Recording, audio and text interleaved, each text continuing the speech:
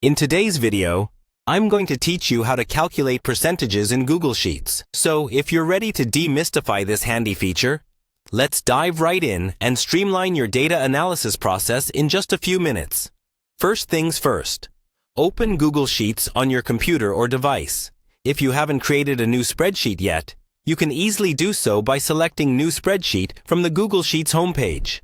Alternatively, you can open an existing spreadsheet if you already have some data entered. Sometimes it's helpful to see pre-existing data if you're working in a familiar context, so feel free to choose whichever suits your needs best. Once you have your spreadsheet open, the next step is to select the sheet you want to work with. In Google Sheets, you might have multiple tabs or sheets within a single file, so make sure you're on the right one for your data.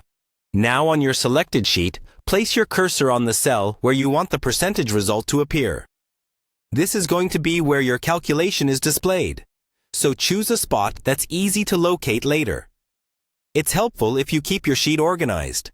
Maybe put this next to the data you're analyzing for clear visibility.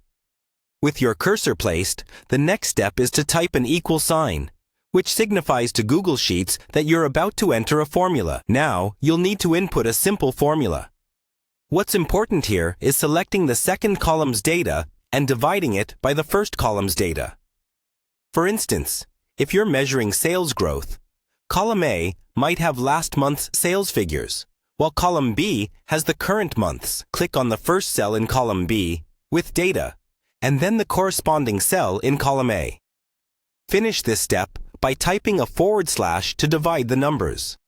Once you've completed your formula, the magic happens when you click on the % button, typically found in the toolbar above your sheet. This will convert the result of your division into a percentage, giving you a clear and understandable figure of change or comparison between your data sets. However, the numbers might need slight adjustments for precision, and that's where adjusting the decimals comes in handy.